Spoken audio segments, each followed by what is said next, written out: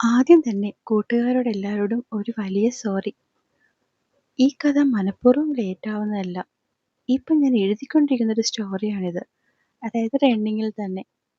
അതുകൊണ്ട് ഇടയ്ക്ക് വയ്യാഴികയൊക്കെ വന്നപ്പോൾ കുറച്ച് ദിവസം എഴുത്ത് നിർത്തേണ്ടി വന്നു. അതുകൊണ്ട് മാത്രം ലേറ്റായതാണ്. എഴുതുന്നതിനനുസരിച്ച് ഞാനിവിടെ വോയിസ് ചെയ്തിട്ടോളാമേ. അപ്പം നമുക്ക് കഥയിലേക്ക് പോകാം. മാംഗല്യം. രചനാവതരണം നന്ദുവച്ചു കൃഷ്ണ. എന്തുവാടി നീ കാണിക്കുന്നേ? അല്ല, എന്താ നീ കാണിക്കുന്നേന്നാ? അവളുടെ കരച്ചിലും ബഹളവും കണ്ട് വെപ്രാളപ്പെട്ടവൻ ചോദിക്കുമ്പോഴും പെണ്ണ് കരച്ചിൽ നിർത്താതെ അവനെ ഒന്ന് നോക്കുപോലും ചെയ്യാതെ അങ്ങനെ ഏങ്ങലടിക്കുകയാണ്. മണിക്കുട്ടി, നീ നിർത്തുന്നുണ്ടോ? പെണ്ണ് കരയുന്നതല്ലാതെ ഒരു വാക്കുപോലും പറയുന്നില്ല എന്ന് കണ്ട് ഇത്തവണ അവളുടെ കയ്യിൽ പിടിച്ച് തനിക്ക് നേരെ ഇരുത്തിക്കൊണ്ട് അവൻ നല്ലോണം ദേഷ്യത്തിൽ ഒച്ചയെടുത്തു. അവന്റെ ഉയർന്നു പൊങ്ങിയ ദേഷ്യം അവളെ ഒരു നിമിഷം നിശബ്ദയാക്കി. കരയുന്നതിനിടയിലും അവളുടെ കണ്ണുകൾ അവന് നേരെ വാൾകൂന പോലെ കൂർത്തു വന്നു. നോക്കി പേടിപ്പിക്കാതെ കാര്യം പറയടി. ഇത്രയും ദിവസമില്ലാത്ത പോലെ ഇന്ന് അവൾക്ക് ഇത്രയും സങ്കടം വരാൻ വേണ്ടി എന്തുണ്ടായി എന്നൊരു ആന്തൽ അവന്റെ മനസ്സിലുണ്ടായിരുന്നെങ്കിലും അത് കഴിവതും മുഖത്ത് വരുത്താതിരിക്കാൻ ശ്രമിച്ചുകൊണ്ടായിരുന്നു അവന്റെ ഓരോ ചോദ്യങ്ങളും. പക്ഷെ അവൻ ദേഷ്യപ്പെടുന്നതനുസരിച്ച് സ്വയം ചൂളിച്ചുരുങ്ങിയിരുന്നതല്ലാതെ അവൾ ഒരു വാക്ക് പോലും അവനോട് പറഞ്ഞില്ല. കൺമണി, ദേഷ്യപ്പെട്ടിട്ട് കാര്യമില്ല എന്ന് മനസ്സിലായ പോലെ അവനൊന്ന് ശ്വാസം വലിച്ചെടുത്തുകൊണ്ട് മെല്ലെ അവളുടെ കൈ തന്റെ കൈക്കുള്ളിലേക്കാക്കി അത്രയും ആർദ്രമായി വിളിച്ചു. എന്താടി, എന്താ അപ്പൊ ഇത്രയും സങ്കടം വരാൻ? മെല്ലെ അത് ചോദിക്കുമ്പോഴേക്കും അവളുടെ കണ്ണ് പിന്നെയും നിറഞ്ഞൊഴുകി. പോട്ടെ, നീ കരയാതെ. അവളുടെ കണ്ണു തുടച്ചു കൊടുത്തുകൊണ്ട് അവൻ പറയുമ്പോഴും പെണ്ണ് പിന്നെയും പിന്നെയും വിമ്മി. വെള്ളം തരട്ടെ ഞാൻ? പെണ്ണിനോട് അങ്ങനെ ചോദിക്കെ അവളൊന്ന് തലയാട്ടി. ഇത്തിരി വെള്ളം കുടിച്ചു കഴിഞ്ഞതും അവളൊന്ന് ഓക്കെ ആയെന്ന് തോന്നി അവൻ അവളുടെ കയ്യിൽ നിന്ന് പിടുത്തം വിടാതെ ആ മുഖത്തേക്ക് നോക്കി. കരഞ്ഞു പിഴിഞ്ഞതിന്റെ ഒക്കെ ആകും കണ്ണൊക്കെ ചുവന്ന് മുഖമൊക്കെ വിളറി ആകെ ക്ഷീണിച്ചു പോയിരുന്നു പെണ്ണ്. ഹരി അവളുടെ മുഖത്തോട്ടൊട്ടിയിരിക്കുന്ന മുടിയിഴകളെല്ലാം മെല്ലെ കാതിന് പിന്നിലേക്ക് ഒതുക്കി വെച്ചു കൊടുത്തു. ഇനി പറഞ്ഞേ, എന്താ നിന്റെ സങ്കടം? ചോദിക്കാൻ കാത്തിരുന്ന പോലെ പിന്നെയും അവളുടെ കണ്ണ് നിറഞ്ഞൊഴുകി. എനിക്കറിഞ്ഞ നീ തല്ലുകൊള്ളും കേട്ടോ. അത് കേട്ടതും പെണ്ണ് ചുണ്ടു കൂർപ്പിച്ചുകൊണ്ട് അവനെ ഒന്ന് നോക്കി. എനിക്കറിയാം, പൊന്നിന്റെ അച്ഛൻ എന്നെ ഇഷ്ടമല്ല. അവളുടെ ചുണ്ടുകൾ പിന്നെയും വിതുമ്പി. ശെടാ, ഇത് തന്നെയല്ലയോ കൊച്ചെ നീ റെക്കോർഡ് ഇട്ട പോലെ ഇത് വീണ്ടും വീണ്ടും പറയുന്നത്? അല്ലാതെ കാര്യം എന്താന്ന് പറയുന്നില്ലല്ലോ. കേട്ട് കേട്ടു മടുത്ത പോലെ അവൻ ആ തലയൊന്ന് കുടഞ്ഞു. അതെ, അത് സത്യായിട്ടല്ലേ? അതുകൊണ്ടല്ലേ എന്നോട് അങ്ങനെയൊക്കെ പറഞ്ഞത്? പിണങ്ങിക്കൊണ്ട് അവന്റെ ഉള്ളം കൈയിലിരുന്ന കൈ വലിച്ച് പുറം കൈയാലെ കണ്ണു തുടച്ചുകൊണ്ട് പെണ്ണ് കെറിവെച്ചു. ഇത്തവണ സംശയം കൊണ്ട് കൂർത്തത് അവന്റെ മുഖമായിരുന്നു. പറഞ്ഞോ? ഞാനെന്തു പറഞ്ഞു? ഒന്നും പറഞ്ഞില്ലേ? അവളുടെ ശബ്ദവും നിമിഷം കൊണ്ട് മാറി. ചേടാ, നീ ഇങ്ങനെ കരയാൻ പാകത്തിനൊന്നും ഞാൻ പറഞ്ഞില്ല. താൻ ഇനി എന്തെങ്കിലും മോശമായി അവളോട് പറഞ്ഞോ എന്ന ചിന്തയിൽ അലഞ്ഞുകൊണ്ട് നിൽക്കുമ്പോഴും അവൻ അവള് പറഞ്ഞതിനെ കാര്യമായി അവഗണിക്കും പോലെയായിരുന്നു മറുപടി കൊടുത്തത്. ദേ, നുണ പറയല്ലോ. ഇത്തവണ അവളുടെ ശബ്ദവും നല്ലോണം ഉയർന്നു. എന്ത് നുണ? ഞാനൊരു നുണയും പറഞ്ഞിട്ടില്ല. അല്ല, ഞാൻ ഇനി പറഞ്ഞെങ്കിൽ തന്നെ നീ പറയും ഞാൻ എന്താ പറഞ്ഞേന്ന്. അവൾ പറയാതെ തനിക്ക് കാര്യമറിയാൻ പറ്റില്ല എന്ന പൂർണ്ണ വിശ്വാസം വന്നവൻ അവളെ വെല്ലുവിളിക്കും പോലെ ചോദിച്ചതും പെണ്ണ് ചാടി എഴുന്നേറ്റു. പൊന്നിന്റെ അച്ഛനല്ലേ പറഞ്ഞത് ഞാൻ പൊന്നിനെ കൊണ്ടു നടന്ന് വഷളാക്കുകയാണെന്ന്, നശിപ്പിക്കാൻ നോക്കുകയാണെന്ന്. ഞാൻ കാരണം ആ കുഞ്ഞിങ്ങനെ കുരുത്തം കെട്ടായതെന്ന്. എന്റെ കൂടെ കൂടും വരെ മോള് നല്ല കുഞ്ഞായിരുന്നു, ഇപ്പോഴാ ഇങ്ങനെയൊക്കെ ആയതെന്ന് പറഞ്ഞില്ലേ? ഒക്കെത്തിനും കാരണം ഞാനാന്ന് പറഞ്ഞില്ലേ? അക്കമിട്ട് ഓരോന്നോരോന്നായി എണ്ണി പെണ്ണ്. മഴ പെയ്യും പോലെ ഒരൊറ്റ പേമാരിയിൽ പെയ്ത്തു അവൾ അവനിൽ. ഹരി ഞെട്ടിപ്പോയി. എപ്പോഴും ദേഷ്യം വരുമ്പോൾ പറയാനുള്ളതൊക്കെ തന്നെ ഇപ്പോഴും പറഞ്ഞിട്ടുള്ളൂ. പക്ഷെ അതൊക്കെ ഇങ്ങനെ കൂട്ടിവെച്ച് അവൾ ഇത്രയും പ്രശ്നമുണ്ടാക്കുമെന്ന് സ്വപ്നത്തിൽ പോലും അവൻ കരുതിയില്ല. അതിന്റെ ഒരു പകപ്പായിരുന്നു അവനിൽ അധികവും. കൺമണി, പൊന്നിന്റെ അച്ഛൻ ഒന്നും പറയണ്ട. ഒക്കെ എനിക്ക് മനസ്സിലായി. എന്നോട് ഇത്രയും ദേഷ്യം ഉണ്ടായിട്ടല്ലേ അങ്ങനെയൊക്കെ വിളിച്ചു പറഞ്ഞത്. അല്ലെങ്കിൽ ആരേലും ഇങ്ങനെയൊക്കെ പറയുവോ? എടി, അങ്ങനെയൊന്നും ഞാൻ... ഹരി പറയാൻ ശ്രമിക്കുമ്പോഴും അതൊന്നും കേൾക്കാത്ത പോലെ പെണ്ണ് പിന്നെയും പിന്നെയും ഓരോന്നൊക്കെ അവനെ പറയാൻ ശ്രമിക്കുകയായിരുന്നു. ഇവിടെയുള്ള ബാക്കി എല്ലാവർക്കും അറിയാം എനിക്ക് മോളെ എന്തോരം ഇഷ്ടാണെന്ന്.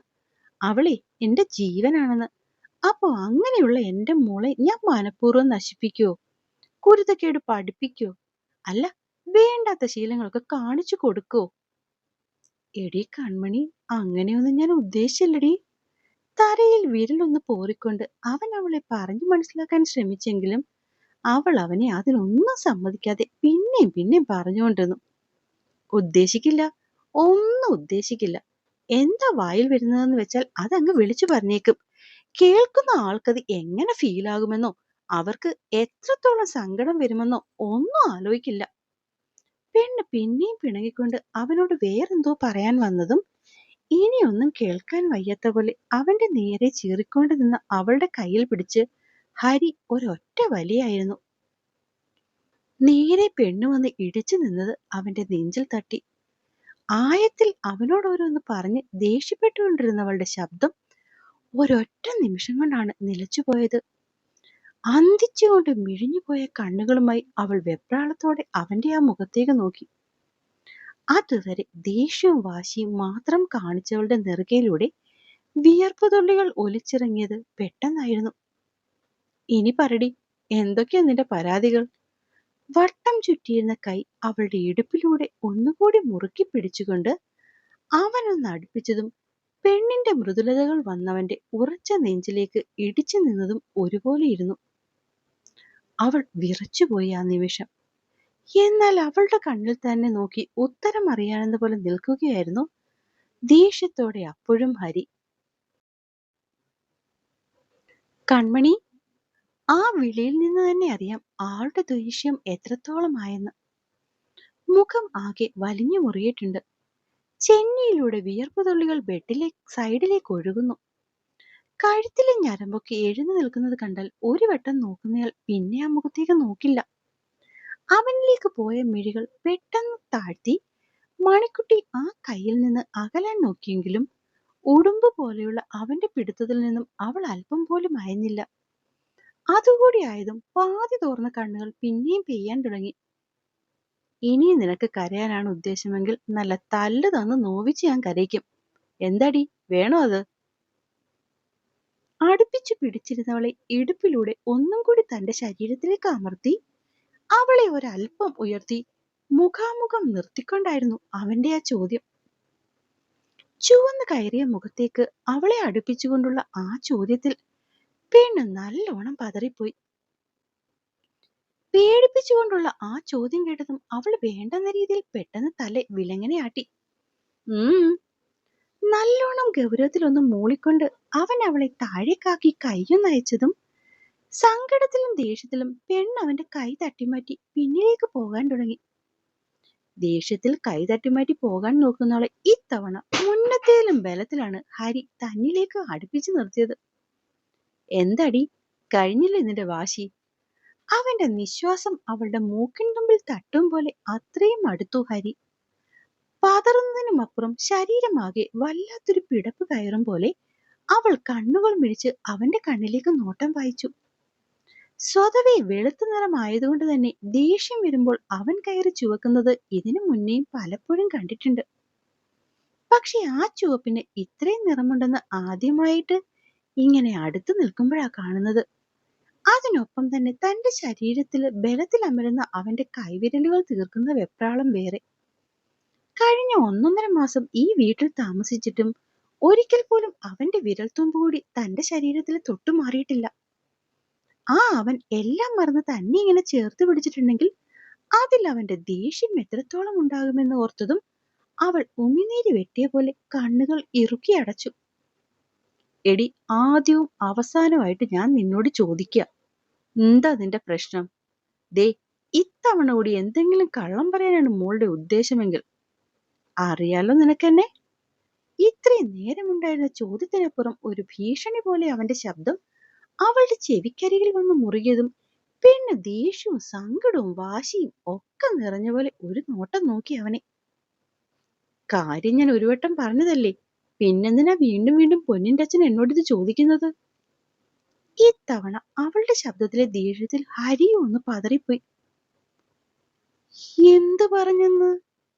കുഞ്ഞിനെ വഴക്ക് പറയുന്നതിന്റെ കൂട്ടത്തിൽ നിന്നെയും കൂടി ചേർത്ത് പറഞ്ഞതാണോ അപ്പൊ ശരിക്കുള്ള പ്രശ്നം? ആ മുഖത്തേക്ക് മാത്രം സൂക്ഷിച്ചു നോക്കിയ ചോദ്യം ചോദിക്കുമ്പോൾ ശരിക്കും അവന്റെ കണ്ണിൽ ഒരുതരം അമ്പരപ്പായിരുന്നു. അവൾ ഒന്ന് കടുപ്പിച്ചു മൂളിയതും ഇത്തവണ ശരിക്കും മന്ദിച്ചുകൊണ്ട് ഹരിയുടെ കൈ അവളിൽ നിന്നും പൂർണ്ണമായി അയഞ്ഞുപോയി. അവന്റെ പിടുത്തത്തിൽ നിന്ന് രക്ഷപ്പെട്ട പോലെ പെണ്ണ് നെഞ്ചിൽ കൈവച്ച് ശ്വാസം വലിച്ചെടുക്കുന്ന കണ്ടതും ഹരി ഒരു ഇത്തിരി മാറി കൈയും കെട്ടി അവളെ ഒന്ന് നോക്കി. എടി, ഇത്രയും ചെറിയൊരു കാര്യത്തിനാണോ പെണ്ണെ നീ ഇക്കണ്ട പ്രകടനം മൊത്തം കാത്തുവെച്ചത്? ഒരു മാഷിന്റെ കാർക്കശ്യത്തോടെയുള്ള അവന്റെ ചോദ്യം കേട്ടതും അത്രയും വലിയൊരു കാര്യത്തെ നിസ്സാരവൽക്കരിച്ചവനെ ഇത്തവണ ദേഷ്യത്തോടെ നോക്കി നിന്നത് മണിക്കുട്ടിയായിരുന്നു. എന്റെ മോളെ ഞാൻ വഴിതെറ്റിക്കാനാണ് കൂടെ നടക്കുന്നതെന്ന് പറയുന്നത് അത്രയും ചെറിയ കാര്യമായി തോന്നിയോ പൊന്നിന്റെ അച്ഛന്? അവളുടെ ആ ചോദ്യത്തിൽ നിന്ന് തന്നെ അറിയാം താൻ ദേഷ്യത്തിൽ പറഞ്ഞ കാര്യത്തെ അവൾ എങ്ങനെയാണ് മനസ്സിലാക്കിയിരിക്കുന്നതെന്ന്. അത് അവളുടെ നോട്ടത്തിലും പറച്ചിലും ഇതിനോടകം തന്നെ ഹരിക്ക് ഏറെക്കുറെ വ്യക്തവുമായിരുന്നു. 3 വയസ്സുള്ള എന്റെ മോളെ നോക്കുന്നതിലും പാടാണല്ലോ ദൈവമേ ഈ കഴുതയെ ഒരു കാര്യം പറഞ്ഞ് മനസ്സിലാക്കാൻ. നെറ്റിയിൽ വിരൽ കൊണ്ട് പോറി വല്ലാത്തൊരവസ്ഥയിൽ ഹരി പെണ്ണിനെ നോക്കി. അവിടെ ഇപ്പോഴും കണ്ണും നിറഞ്ഞൊഴുകി പിൻകയ്യാലെ അത് തുടച്ച് വാശിയോടെ നിൽക്കുകയാണ് പെണ്ണ്. അതിൽ നിന്ന് തന്നെ അറിയാം അവൾ എത്രത്തോളം അസ്വസ്ഥയാണെന്ന്. ഈ ഒരു നിമിഷം ഇനിയും താൻ ദേഷ്യപ്പെട്ട് എന്തെങ്കിലും പറഞ്ഞാൽ അത് പെണ്ണിനെ കൂടുതൽ സങ്കടപ്പെടുത്തുമെന്ന് അറിഞ്ഞവൾ അവൾക്കടുത്തേക്ക് ചെന്ന് ആ കൈത്തണ്ടയിൽ പിടുത്തമിട്ടു. വേണ്ട, പൊന്നിന്റെ അച്ഛൻ എന്നെ തൊടണ്ട. പിണങ്ങിക്കൊണ്ട് പെണ്ണ് കൈ വലിക്കാൻ നോക്കിയതും ഹരി അത് വിടുവിക്കാതെ തന്നെ അവളുമായി അടുത്ത സെറ്റിയിൽ ചെന്നിരുന്നു. കൺമണി, അടുത്തു പിടിച്ചിരുത്തിയെങ്കിലും തന്നെ നോക്കാതെ മറ്റെങ്ങും മുഖം വെച്ചിരിക്കുന്നവളെ ഹരി മെല്ലെ വിളിച്ചു. എടി, പിണങ്ങാതെ ഞാൻ പറയുന്ന ഒന്ന് കേക്ക് നീ. എന്തോ ഇത്തവണ അവളുടെ പിണക്കം കണ്ട് ദേഷ്യം തോന്നാതെ അവൻ സമാധാനത്തോടെ വിളിച്ചതും പെണ്ണ് ഇടം കണ്ടിട്ട് അവനെ ഒന്ന് സൂക്ഷിച്ചു നോക്കി. ഇപ്പൊ നിന്റെ പ്രശ്നം എന്താ? രാവിലെ ഞാൻ ദേഷ്യം വന്നപ്പോൾ പറഞ്ഞു പോയതൊക്കെയാണോ? കേൾക്കേണ്ട താമസം അവളുടെ കണ്ണിൽ നിന്നും ഒരു തുള്ളി കണ്ണുനീർ അവൻ പിടിച്ച വിരൽത്തുമ്പിനറ്റത്തേക്ക് അടർന്നു വീണു. ശേ, കരയല്ലേടി, നിനക്കെന്നെ അറിയില്ലേ? ദേഷ്യം വരുമ്പോ എന്തെങ്കിലുമൊക്കെ പറഞ്ഞോന്ന് കരുതി അതിനൊക്കെ ഇങ്ങനത്തെ അർത്ഥം കൽപ്പിച്ചു കൂട്ടേണ്ട കാര്യമുണ്ടോ നിനക്ക്? തന്റെ കയ്യിൽ നിന്ന് അവളുടെ കൈപ്പത്തിക്ക് മുകളിലേക്ക് വെറുതെ ഒന്ന് തടവി അവൻ ചോദിച്ചതും പെണ്ണിന്റെ ചുണ്ടുകൾ അവനിലേക്ക് നോക്കി ഒന്ന് കൂർത്തു. അപ്പോൾ എന്നെ വായിക്കുകയും കേൾക്കുകയും ചെയ്യുന്ന എൻ്റെ കൂട്ടുകാർക്ക് കഥ ഇഷ്ടമാകുന്നുണ്ടെങ്കിൽ സബ്സ്ക്രൈബ് ചെയ്ത് സപ്പോർട്ട് ചെയ്യാൻ മറക്കല്ലേ. നിങ്ങൾ സബ്സ്ക്രൈബ് ചെയ്താൽ മാത്രമേ ഞാൻ കഥയിടുമ്പോൾ തന്നെ എൻ്റെ നോട്ടിഫിക്കേഷൻ നിങ്ങൾക്ക് കിട്ടത്തുള്ളൂ. അതുകൊണ്ട് പ്രിയപ്പെട്ട കൂട്ടുകാരെല്ലാം ഒന്ന് സബ്സ്ക്രൈബ് ചെയ്യണേ. നന്ദി.